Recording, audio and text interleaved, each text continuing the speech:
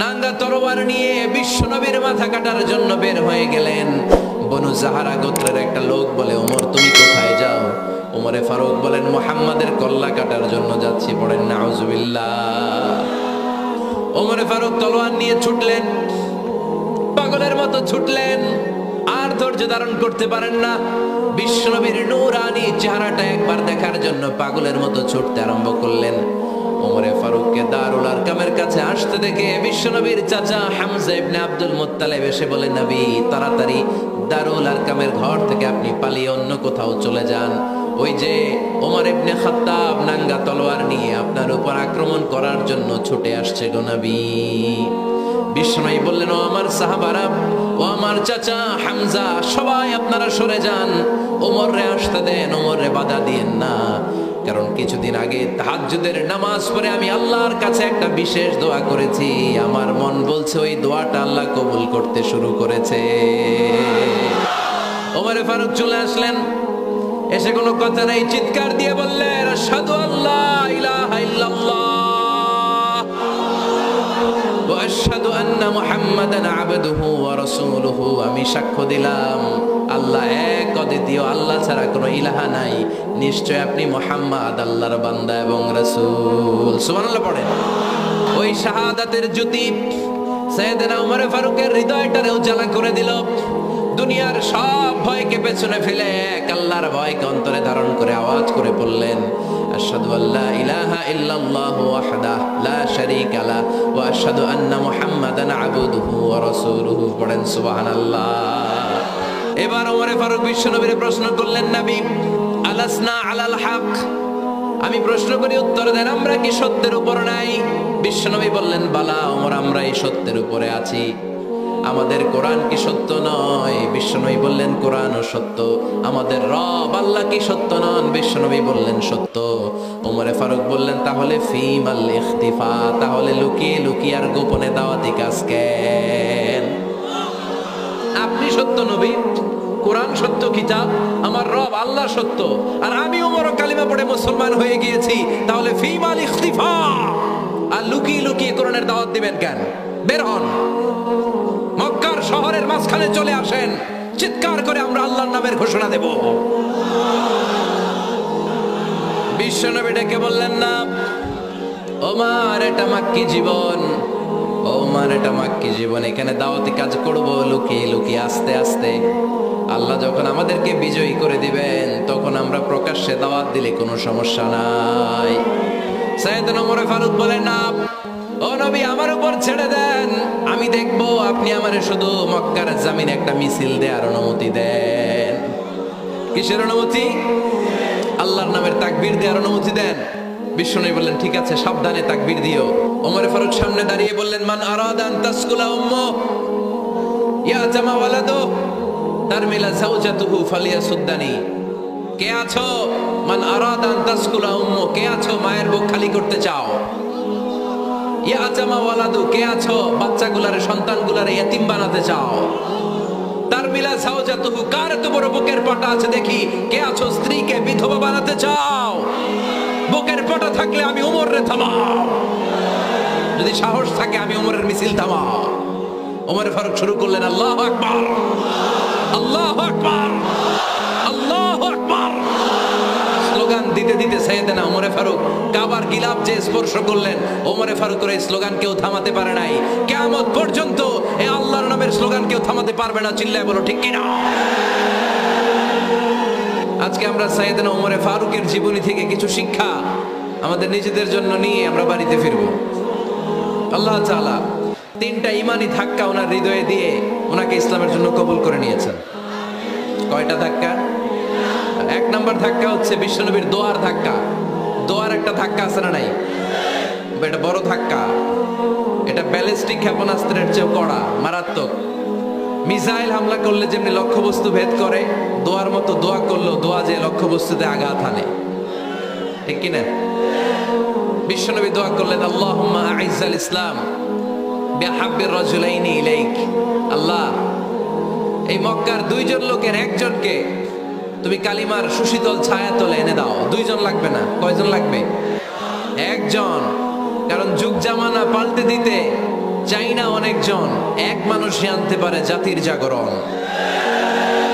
এক মানুষই বিপদকালে বাঁচায় কাফেলায়, ক্ষুদ্র ডিঙ্গি বাঁচায় জাহাজ অসীম দরিয়ায়। এজন্য জামানা পাল্টে দিতে লাগে কয়জন? এজন্য বিশ্বনবী আল্লাহর কাছে দোয়া করলেন, আল্লাহ মক্কার দুজনের একজন, দুজন চাই না, দুজনের যে কোনো একজনকে কালিমার সুশীতল ছায়া তুলে এনে দাও।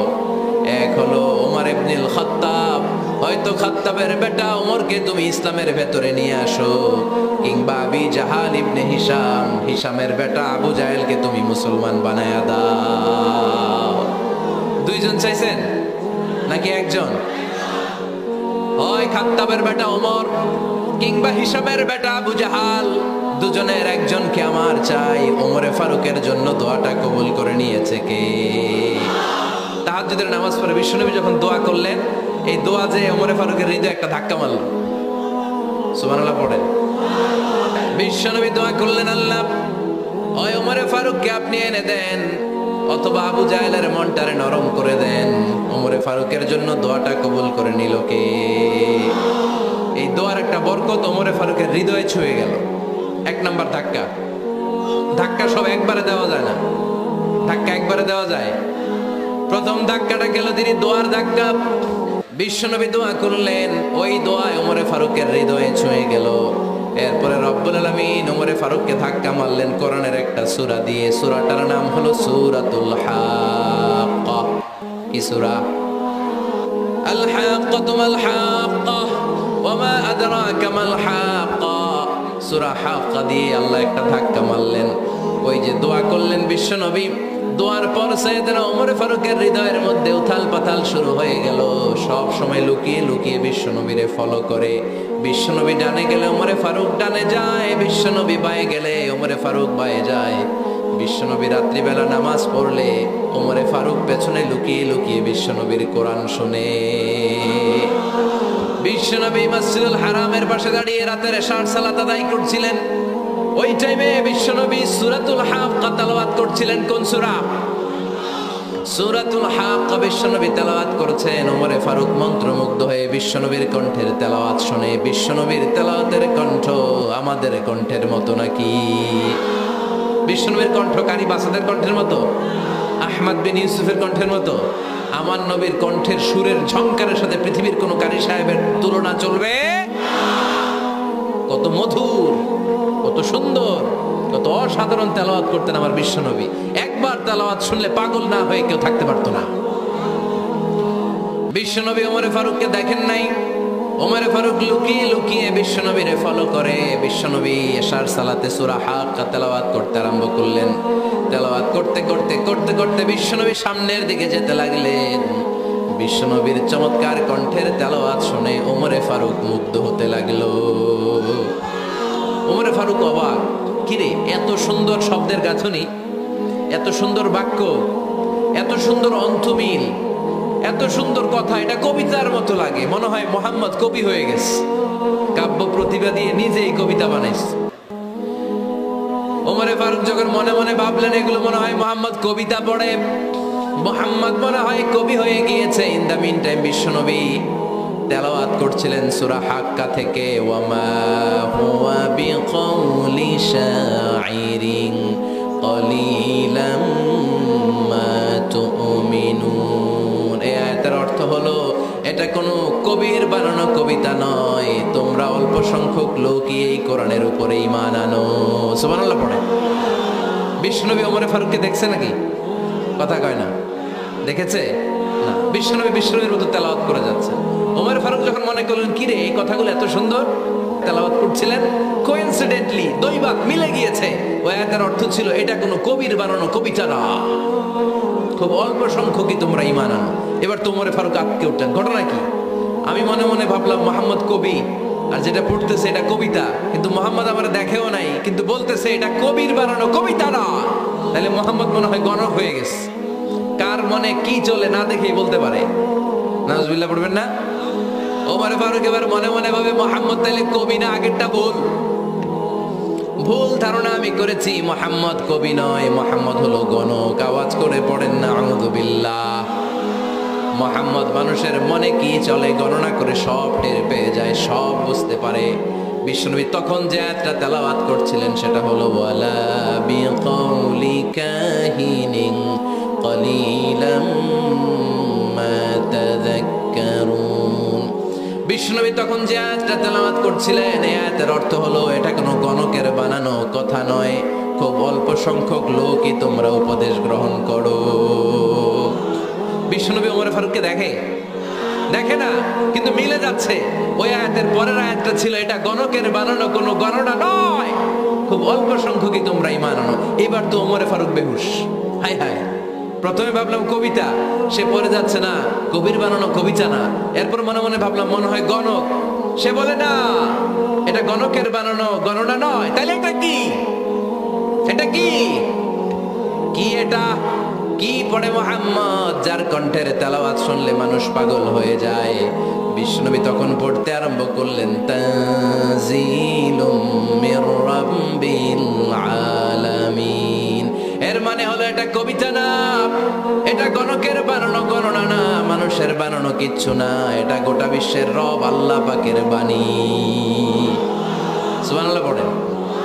এই 2 নাম্বার ডোজ পড়লো। প্রথম ডোজ পড়ছে দোয়ার ডোজ। প্রথম ডোজ কিসের? দোয়ার। 2 নাম্বার সূরা হাক্কা দিয়ে আল্লাহ দিলেন এক ধাক্কা। এই সূরা হাক্কার ওই ঘটনার পর ওমর ফারুক তো পাগল পড়া, কি ঘটে গেল আমার সাথে ওই দিন। আমি মনে মনে যা ভাবি সব মুহাম্মদ বুঝে। আল্লাহ 2 নাম্বার ডোজ দিলেন সূরা হাক্কা দিয়ে এক ধাক্কা। সুবহানাল্লাহ পড়েন। এরপর ওমর ফারুক প্রায় বিশ্বনবীর কথা ভাবেন, বিশ্বনবী কোথায় যান লুকিয়ে লুকিয়ে দেখেন। এবার রব্বুল আলামিন ভাবলেন এবার সূরা তাহা দিয়ে আমি 3 নাম্বার ডোজ দিয়ে দিব। পড়েন সুবহানাল্লাহ। এবার 3 নাম্বার ডোজ পাবেন, কিন্তু শয়তান ওয়াসওয়াসা দিচ্ছে, ওমর ফারুক যাও, মক্কায় ঘোষণা হয়েছে মুহাম্মদের কল্লা এনে দিতে পারলে এত এত স্বর্ণ মুদ্রা। শয়তানের ওয়াসওয়াসায় আবার ভুল পথে হাঁটতে লাগলেন সাইয়েদনা ওমর। নাঙ্গা তরবার নিয়ে বিশ্বনবীর মাথা কাটার জন্য বের হয়ে গেলেন। বনু জাহারা গোত্রের একটা লোক বলে ওমর তুমি কোথায় যাও? ওমরে ফারুক বলেন মুহাম্মাদের কল্লা কাটার জন্য যাচ্ছি। পড়েন নাউজুবিল্লাহ।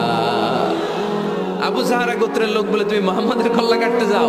আরে তোমার বোন ফাতিমা বিনতে খাত্তাব আর তোমার বোনের জামাই সাঈদ, এরা তো দুজন কালিমা পড়ে মুসলমান হয়ে গেছে।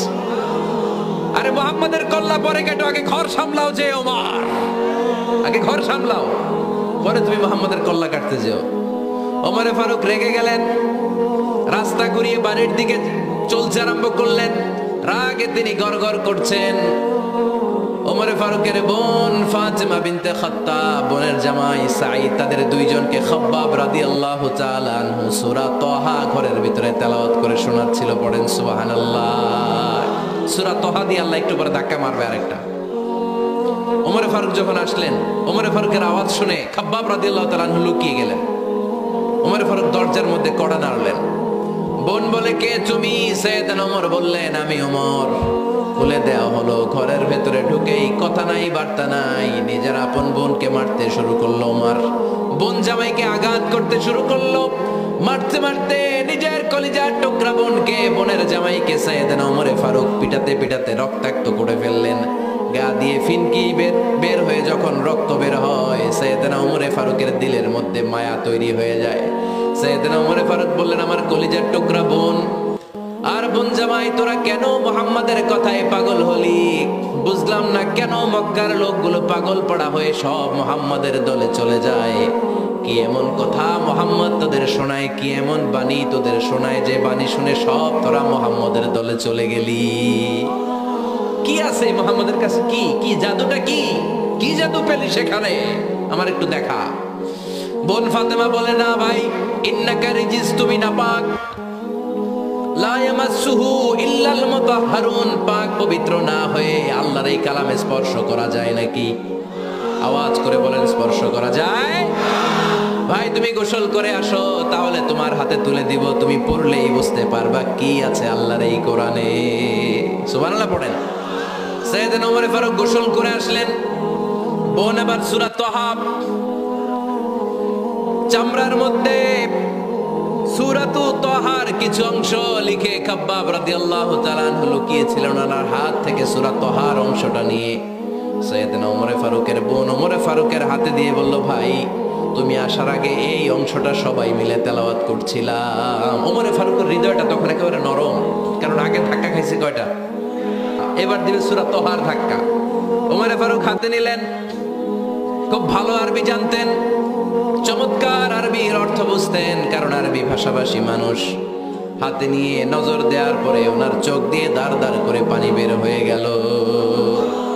ওমরে ফারুক আয়াতগুলোর দিকে তাকিয়ে পড়তে আরম্ভ করলেন। তহা মা আনজালনা আলাইকাল কুরআনা লিতাশকা ইল্লা তাযকিরাতান লিমান ইয়াখশা তানজিলাম মিম্মান খালাকাল আরদা ওয়াস সামাওয়াতিল উলা। পড়েন সুবহানাল্লাহ। উনি পড়তে আরম্ভ করলেন, তহা মা আনজালনা আলাইকাল কুরআনা লিতাশকা, এই কোরআনকে হতভাগা জাতি হিসেবে থাকার জন্য তোমাদের উপর নাজিল করি নাই। তানজিলাম মিম্মান খালাকাল আরদা ওয়াস সামাওয়াতিল উলা, এটা ওই রবের পক্ষ থেকে, ওই সত্তার পক্ষ থেকে নাজিল হয়েছে, যেই রব জমিন তৈরি করেছেন, যেই রব বিশাল সুবিশাল আকাশও তৈরি করেছেন। সুবহানাল্লাহ পড়েন। সূরা তহার এই চমৎকার অসাধারণ শব্দ গাঁথনি দিয়ে এই আয়াতগুলো যখন পড়তে আরম্ভ করলেন, ওমরে ফারুক আর নিজের উপর ব্যালেন্স রাখতে পারলেন না, আর ধরে রাখতে পারলেন না। এবার ডাইরেক্ট অ্যাকশন। এবার কি 3 নাম্বার ধাক্কা খেয়ে, সূরা তহার ধাক্কা খেয়ে আর সামলাতে পারলেন না, পাগলের মতো হয়ে গেলেন। বলতে আরম্ভ করলেন, আইনা মুহাম্মদ, মুহাম্মদ কোথায়? সাইয়েদনা খাব্বাব বললেন, বিশ্বনবী সাফা পাহাড়ের পাদদেশে দারুল আরকাম ইবনে আবিল আরকামের ঘরে বসে বসে লুকিয়ে লুকিয়ে কোরআনের দাওয়াত দিচ্ছে। ওমর, তুমি যদি মুহাম্মদ সাল্লাল্লাহু আলাইহি ওয়াসাল্লামের দেখা পেতে চাও, তাড়াতাড়ি দারুল আরকামের ঘরের দিকে ছুটে যাও। ওমরে ফারুক তলোয়ার নিয়ে ছুটলেন, পাগলের মতো ছুটলেন, আর ধৈর্য ধারণ করতে পারেন না। বিশ্বনবীর নূরানি চেহারাটা একবার দেখার জন্য পাগলের মতো ছুটতে আরম্ভ করলেন। ওমরে ফারুককে দারুল আরকামের কাছে আসতে দেখে বিশ্বনবীর চাচা হামজা ইবনে আব্দুল মুত্তালিব এসে বলে, নবী তাড়াতাড়ি দারুল আরকামের ঘর থেকে আপনি পালিয়ে অন্য কোথাও চলে যান, ওই যে ওমর ইবনে খাত্তাব নাঙ্গা তলোয়ার নিয়ে আপনার উপর আক্রমণ করার জন্য ছুটে আসছে গো নবী। বিশ্বনবী বললেন, ও আমার সাহাবারা, ও আমার চাচা হামজা, সবাই আপনারা সরে যান, ওমরে আসতে দেন, ওমরে বাধা দিয়েন না, কারণ কিছুদিন আগে তাহাজ্জুদের নামাজ পড়ে আমি আল্লাহর কাছে একটা বিশেষ দোয়া করেছি, আমার মন বলছে ওই দোয়াটা আল্লাহ কবুল করতে শুরু করেছে। ওমরে ফারুক চলে আসলেন, এসে কোনো কথা নেই, চিৎকার দিয়ে বললেন, আশহাদু আল্লা ইলাহা ইল্লাল্লাহ ওয়া আশহাদু আন্না মুহাম্মাদান আবদুহু ওয়া রাসূলুহু, আমি সাক্ষ্য দিলাম আল্লাহ এক, অদ্বিতীয়, আল্লাহ ছাড়া কোনো ইলাহা নাই, নিশ্চয় আপনি মুহাম্মদ আল্লাহর বান্দা এবং রাসূল। সুবহানাল্লাহ পড়েন। এই কালমা শাহাদাতের ভেতরে আল্লাহর কথা, আমার নবীর কথা ঢুকিয়ে দিয়েছে কে? ঝিনুকের ভেতর লুকিয়ে থাকে যেমন মতি, ঝিনুকের ভেতর লুকিয়ে থাকে যেমন মতি, কালমা শাহাদাতে আছে আল্লাহর জ্যোতি, কালমা শাহাদাতে আছে আল্লাহর জ্যোতি। পড়েন, ঝিনুকের ভেতর লুকিয়ে থাকে যেমন মতি, ঝিনুকের ভেতর লুকিয়ে থাকে যেমন মতি, কালমা শাহাদাতে আছে আল্লাহর জ্যোতি, কালমা শাহাদাতে আছে আল্লাহর জ্যোতি। পড়েন আল্লাহু আকবার। ওই শাহাদাতের জ্যোতি সাইয়েদনা ওমর ফারুকের হৃদয়টারে উজালা করে দিল।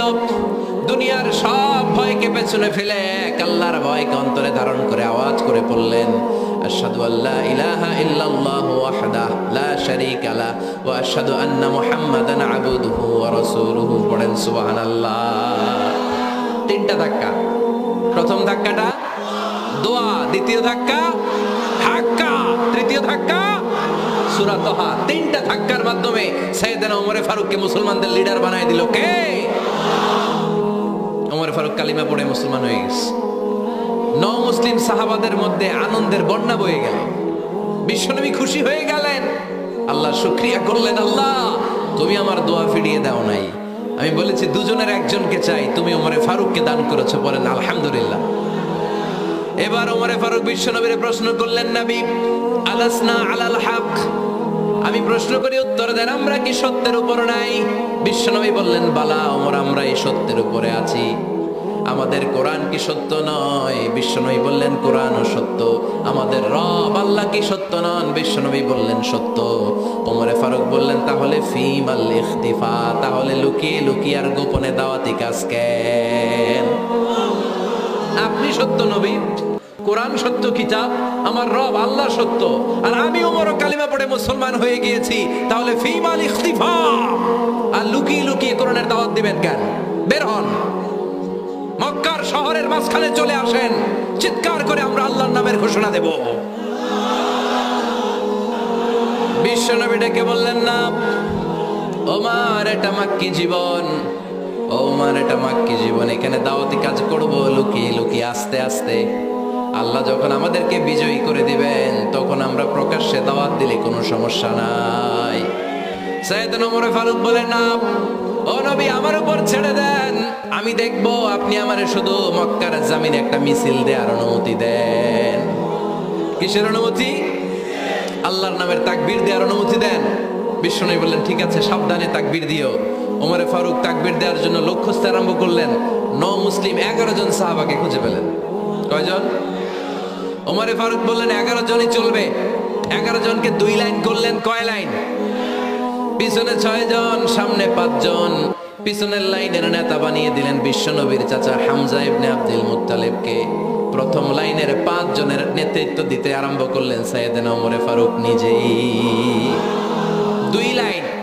2 লাইন তাকবীর দিতে জানলে বেশি মানুষ লাগে না, 10 জন দিয়ে গোটা বিশ্বটারে কাঁপিয়ে দেয়া যায়। 11 জন, 6 আর 5। ওমর ফারুক সামনে দাঁড়ালেন। ওমর ফারুক সামনে দাঁড়িয়ে এবার আল্লাহর নামের স্লোগান দিবেন। ওমর ফারুক বলেন, আমরা খুব লম্বা চূড়া স্লোগান দিব না, খুব ছোট্ট, দারুল আরকামের ঘর থেকে কাবা ঘর পর্যন্ত, বাইতুল্লাহ পর্যন্ত, এতটুকু জায়গা আমরা তাকবীর দিতে দিতে সামনের দিকে এগোবো। পৃথিবীর কোনো শক্তি আমাদেরকে থামায় দিতে পারবে না। ওমর ফারুক তখন 1 বাক্যের একটা ভাষণ দিলেন। কয় বাক্যের? ওমর ফারুক সামনে দাঁড়িয়ে বললেন, মান আরাদা আন তাসকুলা উম্মু ইয়া জামা ওয়ালাদু তারমিলা যাওজাতুহু ফালিয়াসুদ্দানি। কে আছো? মান আরাদা আন তাসকুলা উম্মু, কে আছো মায়ের বুক খালি করতে চাও? ইয়া জামা ওয়ালাদু, কে আছো বাচ্চাগুলারে, সন্তানগুলারে ইতিম বানাতে চাও? তারমিলা যাওজাতুহু, কার এত বড় বুকের পাটা আছে দেখি, কে আছো স্ত্রীকে বিধবা বানাতে চাও?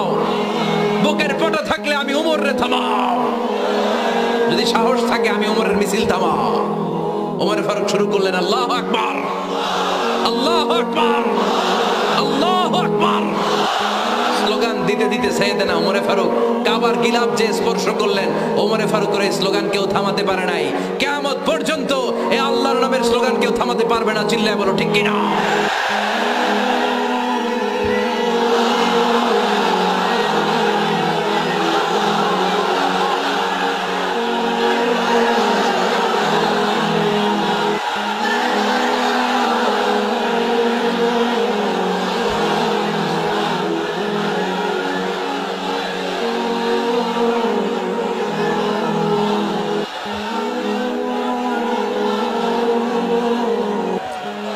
ওমর ফারুকের স্লোগান সেদিন মক্কায় কেউ থামাইতে পারছিল?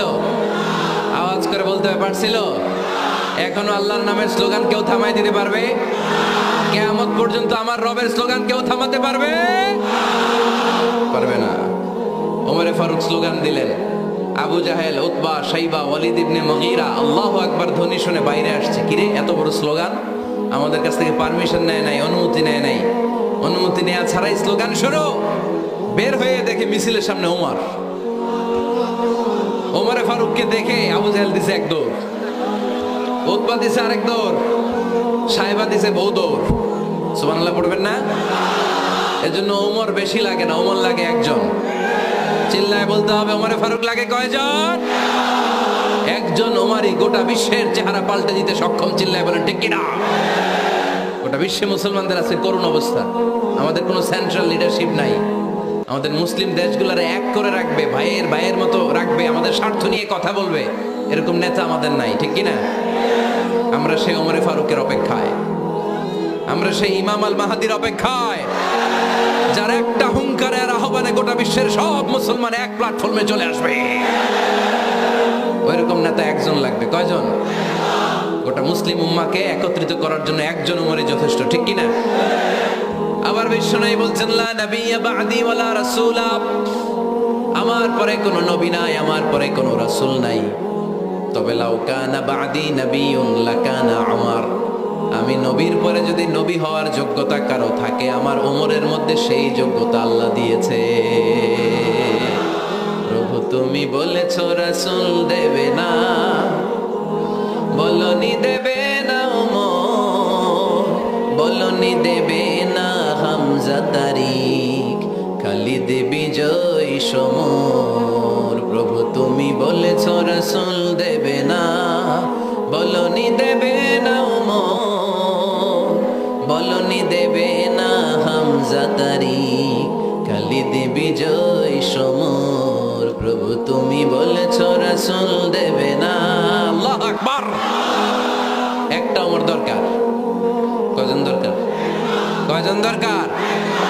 এই পুরা উম্মাহ, মুসলিম উম্মার মধ্যে ওনার পজিশন নাম্বার 3। ওমর ফারুকের পজিশন নাম্বার 1 নম্বর পজিশন বিশ্বনবীর সাল্লাল্লাহু আলাইহি ওয়াসাল্লাম। দ্বিতীয় পজিশন আবু বকর। আর 3 নম্বর পজিশন, সুবহানাল্লাহ পড়বেন না? আশরাতুল মুবাশশিরিনা বিল জান্নাহ, জান্নাতের সুসংবাদ প্রাপ্ত অনেক সাহাবার কথা হাদিসে পাওয়া যায়, কিন্তু এক হাদিসে আল্লাহ রাসূল সাল্লাল্লাহু আলাইহি ওয়াসাল্লাম 10 জন সাহাবীর কথা বলেছেন। ওই 10 জনের ভেতরে সাইয়েদনা ওমর ফারুক আছে না নাই? আবার ওমর ফারুক ছিলেন বিশ্বনবীর শ্বশুর। সাইয়েদনা ওমর ফারুকের কন্যা হাফসা রাদিয়াল্লাহু তাআলা আনহাকে বিশ্বনবী বিয়ে করে ওমর ফারুকের জামাই হয়েছে, আর ওমর ফারুককে বিশ্বনবী শ্বশুর বানিয়েছেন। সুবহানাল্লাহ পড়েন। আগে জানতেন এটা? ওমর ফারুক রাদিয়াল্লাহু তাআলা আনহু যে বিশ্বনবীর শ্বশুর ছিল, এটা আজকে প্রথম জানলেন। কে কে দেখি? দেখছেন? অনেকেই জানেন না। মাশাআল্লাহ, হাত নামান, আমরা জেনে নিব, জানতে কোনো সমস্যা নাই। 4 জন খলিফার 2 জন হচ্ছে বিশ্বনবীর মেয়ের জামাই, বাকি 2 জন হচ্ছে বিশ্বনবীর শ্বশুর। সাইয়েদনা উসমান রাদিয়াল্লাহু তাআলা আনহুর কাছে বিশ্বনবী সাল্লাল্লাহু আলাইহি ওয়াসাল্লাম 2 কন্যাকে বিয়ে দিয়েছেন। বিশ্বনবী সাল্লাল্লাহু আলাইহি ওয়াসাল্লামের মোট কন্যা 4 জন। কয়জন? বড় মেয়ের নাম যায়েনব রাদিয়াল্লাহু তাআলা আনহা, ওনার স্বামীর নাম ছিল আবুল আস ইবনে রাবি'। তারপরের মেয়ের নাম হচ্ছে উম্মে কুলসুম, ওনাকে বিয়ে দিয়েছিলেন বিশ্বনবী সাইয়েদনা ওসমান রাদিয়াল্লাহু তাআলা আনহুর সাথে। উম্মে কুলসুম রাদিয়াল্লাহু তাআলা আনহার ইন্তেকালের পরে আরেক মেয়ে রুকাইয়াকে বিশ্বনবী সাইয়েদনা ওসমানের কাছে আবার বিয়ে দিয়ে দিলেন। সুবহানাল্লাহ পড়েন। আর সবচেয়ে ছোট্ট কন্যা ফাতেমা রাদিয়াল্লাহু তাআলা আনহাকে বিয়ে দিয়ে দিলেন নিজের চাচাতো ভাই সাইয়েদনা আলী রাদিয়াল্লাহু তাআলা আনহুর সাথে। তার মানে সাইয়েদনা ওসমান আর সাইয়েদনা আলী ছিল বিশ্বনবীর মেয়ের জামাই, ঠিক কিনা? আর সাইয়েদনা আবু বকর রাদিয়াল্লাহু তাআলা আনহুর কন্যা আয়েশা রাদিয়াল্লাহু তাআলা আনহাকে বিশ্বনবী বিয়ে করে আবু বকর রাদিয়াল্লাহু তাআলা আনহুকে বানালেন শ্বশুর। আর ওমর ফারুকের কন্যা হাফসা রাদিয়াল্লাহু তাআলা আনহাকে বিয়ে করে ওমর ফারুককেও বানালেন শ্বশুর। তাহলে 4 খলিফার 2 জন জামাই। 2 জন, আওয়াজ করে বলতে হবে, 4 খলিফার 2 জন, বাকি 2 জন। কোন ব্যক্তিকে যদি আল্লাহ তাআলা জ্ঞান দেয়, আবার যদি তাকওয়ার গুণ দেয়, জ্ঞানও আছে আবার আল্লাহর ভয়ও আছে, এই লোকের কেউ থামায় রাখতে পারবে না। এরা কেউ থামায় রাখতে পারে না, সে গোটা বিশ্ব জয় করবে। সাইয়েদনা ওমর ফারুককে আল্লাহ তাআলা জ্ঞানও দিয়েছেন, আবার তাকওয়াও দিয়েছেন। সুবহানাল্লাহ পড়ে। বিশ্বনবী সাল্লাল্লাহু আলাইহি ওয়াসাল্লাম স্বপ্ন দেখলেন, বিশ্বনবী দুধ খাচ্ছেন, আঙ্গুলের ভেতর দিয়ে ফাঁক দিয়ে দুধ বের হয়, বিশ্বনবী দুধ খাচ্ছেন। খেতে খেতে একটু দুধ আঙ্গুলে লেগে আছে, এই আঙ্গুলটা কারো মুখে না দিয়ে বিশ্বনবী সাল্লাল্লাহু আলাইহি ওয়াসাল্লাম ওমর ফারুকের মুখের ভিতরে ঢুকাই দিলেন। অতিরিক্ত দুধটা ওমর ফারুক খেলেন। সাহাবারা বললেন, মাযা ওয়ালতা বিহি ইয়া রাসূলুল্লাহ, হে আল্লাহর রাসূল, এই স্বপ্ন দিয়ে কি বুঝালেন? বুঝলাম না। বিশ্বনবী সাল্লাল্লাহু আলাইহি ওয়াসাল্লাম বললেন, আওয়ালতু বিহি আল ইলম, এটা দিয়ে আমি জ্ঞান বুঝিয়েছি, কারণ অতিরিক্ত দুধের অংশটা আমি কাউরে না দিয়ে ওমরকে দিয়েছি, তার মানে ওমরের জ্ঞানের কোনো তুলনা হয় না। এজন্য স্বপ্নে যদি কেউ দেখেন আপনি দুধ পান করছেন, এটা প্রমাণ করে আল্লাহ তাআলা আপনাকে দ্বীনের জ্ঞান দান করবে। আবার বিশ্বনবী সাল্লাল্লাহু আলাইহি ওয়াসাল্লাম আবার আর এক রাতে স্বপ্ন দেখলেন সাহাবারা লাইন ধরে বিশ্বনবীর সামনে দাঁড়ানো, কোন সাহাবার জামা নাভি পর্যন্ত, কোন সাহাবার জামা হাঁটু পর্যন্ত, কোন সাহাবার জামা টাকনু পর্যন্ত, কোন সাহাবার জামা আরো ছোট, কিন্তু ওমরে ফারুকের জামা বিশ্বনবী দেখলেন এত বড়, টেনে হিচড়ে হিচড়ে বিশ্বনবীর সাথে চলছে। সুবহানাল্লাহ পড়বেন না? সাহাবারা বললেন মা যাওয়ালতা বিহি ইয়া রাসূলুল্লাহ, হে আল্লাহর রাসূল এটা দিয়ে আপনি কি বোঝাতে চাইলেন? বিশ্বনবী বললেন আউয়ালতু বিহি আত-তাকওয়া, এটা দ্বারা আমি আর দিনদারি বোঝালাম, তাকওয়া বোঝালাম। সুবহানাল্লাহ পড়েন। বিশ্বনবী দেখলেন কোন সাহাবার জামা এতটুকু, কোন সাহাবার জামা এত লম্বা, কোন সাহাবার জামা পা পর্যন্ত লম্বা। আর সাইয়েদনা ওমর ফারুককে দেখলেন ওনার জামা এত লম্বা, ওমর ফারুক টেনে হিচড়ে জামা নিয়ে চলতেছে। বিশ্বনবী বুঝাতে চাইলেন ওমরের যেহেতু জামা লম্বা, ওমরের ভেতরে আল্লাহর ভয়, দিনদারিও খুব বেশি। চিল্লায় বলেন ঠিক কি না? জ্ঞানও দিয়েছেন আবার দিনদারিও দিয়েছেন। এই দুইটা জিনিস যদি থাকে এই পৃথিবীতে তাকে সফল রাষ্ট্রনায়ক বানায় দেয় কে? আবার এই পৃথিবীর বুকে যত নারীরা জান্নাতে যাবে সব নারীদের সর্দারিনী হবে সাইয়্যিদাতুনা ফাতিমা রাদিয়াল্লাহু তাআলা আনহা। এই দুনিয়াতে যত যুবকরা জান্নাতে যাবে তাদের সর্দার হবে সাইয়েদনা হাসান আর হুসাইন রাদিয়াল্লাহু তাআলা আনহুমা। আর এই দুনিয়ার বুকে যত বয়স্ক মানুষেরা জান্নাতে ঢুকবে তাদের নেতৃত্ব দিবেন সাইয়েদনা আবু বকর আর সাইয়েদনা উমর। আর নারীরা যারা জান্নাতে প্রবেশ করবে এই নারীদের নেতৃত্ব দিবে বিশ্বনবীর কলিজার টুকরা নয়নের বুটুলি সাইয়্যিদাতুনা ফাতিমা রাদিয়াল্লাহু তাআলা আনহা। সুবহানাল্লাহ পড়বেন না? Omar Farooq the superhero of Muslim উম্মাহ। আমরা কাদেরকে সুপার হিরো বানায় রাখছি আমরা জানি না।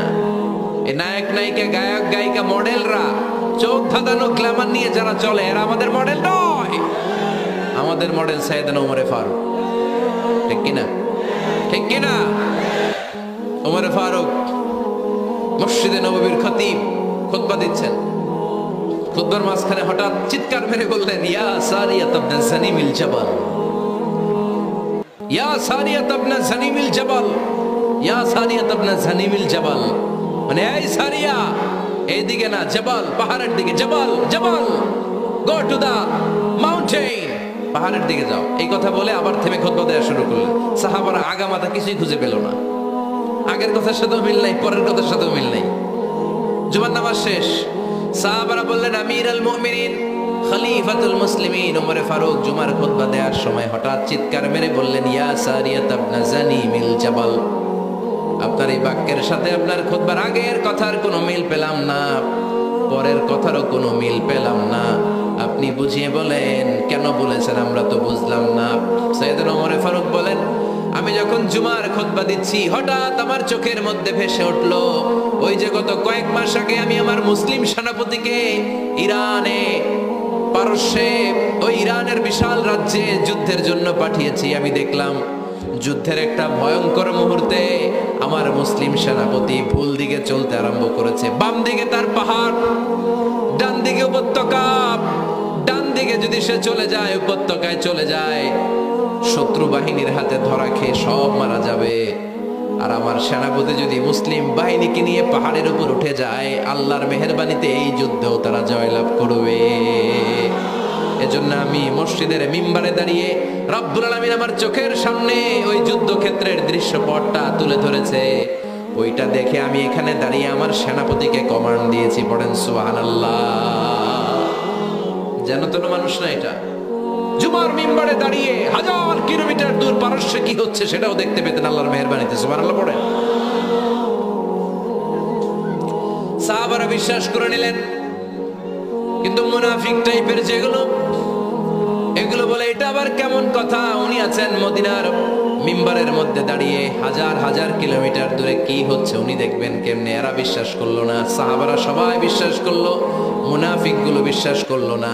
তারা মনে মনে ভাবলো এই মুসলিম সেনাপতি বিজয়ের বেশে যেদিন মদিনায় আসবে আমরা মদিনার উপকণ্ঠে দাঁড়িয়ে থাকবো, ওদেরকে জিজ্ঞাসা করবো এমন এমন দিন ওমরে ফারুকের কণ্ঠের কোনো আওয়াজ শুনতে পেরেছিলে কিনা। বিজয়ী বেশে সাহাবারা যখন ফিরে আসতো সব মুমিনরা আহলান ওয়া সাহলান জানাতে ওনাদেরকে রিসিভ করতে যেত, মুনাফিক গুলো যেত না। কিন্তু ওই দিন মুনাফিকরা সবার আগে যায় হাজির। মুসলিম মুসলিম সেনাপতি যখন ঢুকলো, জিজ্ঞেস করলো, মুসলিম সেনাপতি এতদিন আগের কথা, জুমার দিন দুপুরবেলা যুদ্ধক্ষেত্রে হঠাৎ করে আমিরুল মুমিনিনের কোনো কথা তুমি তোমার কান দিয়ে শুনতে পেরেছিলে কিনা বলো। সেনাপতি বলল, তোমরা কেমন করে বুঝলা, কেমন করে তোমরা জানলা? তোমরা ঠিকই জেনেছো, ঠিকই ধরেছো, ঠিকই বলেছো। যুদ্ধের কঠিন মুহূর্তে ভুল করে আমি উপত্যকার দিকে মুসলিম বাহিনীকে নিয়ে ছুটতে আরম্ভ করেছিলাম।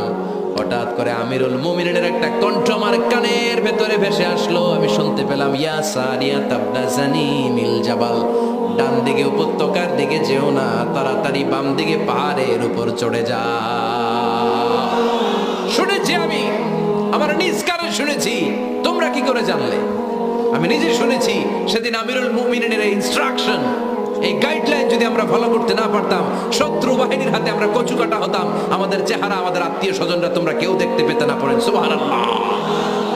This is our super hero. এভাবে গাইডলাইন দিয়েছেন উম্মাহকে, এভাবে ইনস্ট্রাকশন দিয়েছেন। মুসলিম ইতিহাসে প্রথম চিফ জাস্টিস আবু বকর রাদিয়াল্লাহু তাআলা আনহু যখন খলিফা, চিফ জাস্টিস বানাই দিয়েছেন ওমর ফারুককে। সর্বপ্রথম কোরআন সংকলনের পরামর্শ দিয়েছেন সাইয়েদনা ওমর ফারুক। এই যে কোরআন 114 সূরা 30 পারা, আগে কি এরকম ছিল? কথা কন না কেন? আগে গাছের পাতায় লেখা ছিল, পশুর চামড়ায় লেখা ছিল, ওটের হাড্ডির মধ্যে লেখা ছিল কোরআন। এভাবে যখন হাফেজে কোরআন সাহাবারা শহীদ হতে আরম্ভ করলো, এক যুদ্ধে টানা 70 জন হাফেজে কোরআন সাহাবা নিহত হলেন, শহীদ হলেন। ওমর ফারুক তখন আবু বকর রাদিয়াল্লাহু তাআলা আনহুর কাছে যেয়ে বললেন, আবু বকর, আপনি কোরআন জমা করেন, সব কোরআনের কপিগুলো একসাথে করে এরকম একটা কোরআন করেন। আবু বকর বললেন, না, আমার নবী যেটা করেন আমি এটা করতে পারি না। কিন্তু ওমর ফারুক ছাড়েন, আর এটা করেন, করলে ভালো হবে, গোটা মুসলিম উম্মাহ উপকৃত হবে। বারবার বারবার বারবার সাইয়েদনা আবু বকর রাদিয়াল্লাহু তাআলা আনহুকে এত জোরাজুরি করতেছিলেন, অবশেষে আবু বকর রাদিয়াল্লাহু তাআলা আনহু বললেন, ওমর ফারুকের জোরাজুরিতে এই কাজের জন্য আল্লাহ তাআলা আমার হৃদয়টারে খুলে দিলেন। আল্লাহ আমার হৃদয়ের ভিতরে ইলহাম করে দিলেন। আর আল্লাহ বুঝাতে চাইলেন, আবু বকর, ওমরের কথাই শোনো, ওমর যেটা বলে তেমনটাই করো। কারণ ওমরে ফারুককে বলা হয় মুহাদ্দিস। কি বলে? সবাই বলেন, কি বলে? মুহাদ্দিস না মিয়া? মুহাদ্দিস মানে যে হাদিস বিশারদ, আর মুহাদ্দিস মানে যার মুখ থেকে আল্লাহর কথাগুলো বের হয়। আল্লাহ কি বলতে চায়, আল্লাহ তাআলা ওই কথাগুলো, ওই ভাবনাগুলো ওই লোকের মুখ দিয়ে বের করে দেয়। জোরে বলেন সুবহানাল্লাহ। বিশ্বনবী বললেন, লিকুল্লি উম্মাতিন মুহাদ্দিস, সব উম্মতের মধ্যে আল্লাহ তাআলা একজন করে মুহাদ্দিস পাঠায়। আমার উম্মতের মধ্যে মুহাদ্দিস লোকটার নাম হলো ওমর। বিভিন্ন সময়ে ওমর ফারুক যেমনটা ভাবতেন, ঠিক তেমন কোরআনের আয়াত পাঠিয়েছে কে? মদিনার সবচেয়ে বড় মুনাফিকের নাম হচ্ছে আব্দুল্লাহ ইবনে উবাই ইবনে সালুল। নাম শুনছেন? মুনাফিক চিনেন তো আপনারা? ভিতরে এক, বাইরে আরেক। তার নাম সর্দার হচ্ছে আব্দুল্লাহ ইবনে উবাই ইবনে সালুল। ইন্তেকালের পরে তার ছেলে আব্দুল্লাহ এসে বলে, ইয়া রাসূলুল্লাহ, একটা চমৎকার ঘটনা, মনোযোগ দিয়ে শুনেন। ইয়া রাসূলুল্লাহ, আমার আব্বা আব্দুল্লাহ ইবনে উবাই ইবনে সালুল মুনাফিকদের লিডার, আপনিও জানেন আমিও জানি, কিন্তু আমার তো বাবা, আমার কি, আমার তো মায়া লাগে। ইয়া রাসূলুল্লাহ, আমার আব্বা ইন্তেকাল করেছে, আপনার গায়ের একটা জামা খুলে দেন। কি খুলে দেন? এই জামাটা দিয়ে আমার বাবারে দাফন দেব, আর আপনি যে আমার বাবার জানাজার নামাজের ইমামতি করবেন, আসেন। ওমর ফারুক বললেন, না, আপনি যাবেন না। বিশ্বনবী দয়ার নবী, মায়ার নবী, রহমতের নবী, মায়া লেগে গেছে, আব্দুল্লাহর চোখের পানি দেখে যেতে আরম্ভ করলেন। ওমর ফারুক বললেন, খবরদার, নবী যাবেন না। বিশ্বনবী যাওয়ার জন্য রওনা হলেন। ওমর ফারুক বিশ্বনবীর জুব্বা টেনে ধরলেন। সুবহানাল্লাহ কোন? আমাদের দেশে হইলে কি বলতাম আমরা? বেয়াদবি করছে না? না, সম্পর্কটা এমন ছিল। ওমর ফারুক জুব্বা টেনে ধরেছেন। যখন আল্লাহ আয়াত নাযিল করলেন, ইস্তাগফির লাহুম আও লা তাস্তাগফির লাহুম ওয়া ইন তাস্তাগফির লাহুম ৭০ মাররাতান ফালাই ইয়াগফিরুল্লাহু লাহুম। বিশ্বনবী ওমর ফারুককে সরিয়ে দিয়ে জুব্বাটা হেঁচকা টান মেরে জানাজার নামাজের ইমামতি করে আসলেন।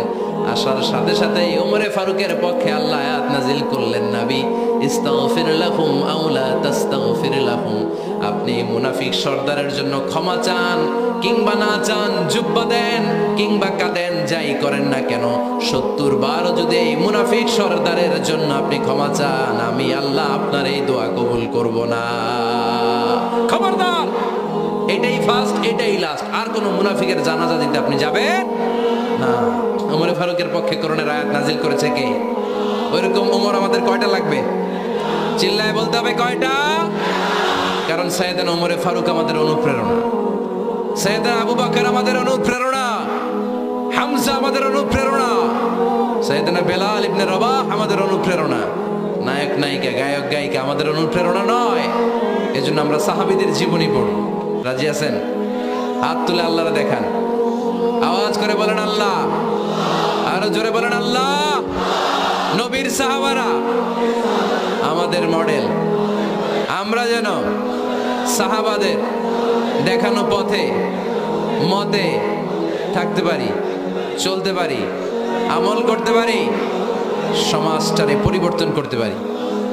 তুমি তৌফিক দাও, আমিন। আরো জোরে পড়ি আমিন। আমরা যারা সাহাবাদের জীবনী পড়ি, ওমরে ফারুকের জীবনীতে এরকম অসাধারণ অনেক অনুপ্রেরণা আপনি খুঁজে পাবেন। সাইয়েদনা আবু বকরের জীবনী থেকে অনেক অনুপ্রেরণা আপনি খুঁজে পাবেন। এগুলো আপনার ঈমানকে চাঙ্গা করবে, আল্লাহর পথে অটুট থাকতে আপনাকে সহায়তা করবে। রাজি আছেন তো সবাই? আল্লাহ আমাদের সবাইকে কথাগুলো বুঝার, আমল করার তৌফিক দান করুক। আমরা সবাই পড়ি।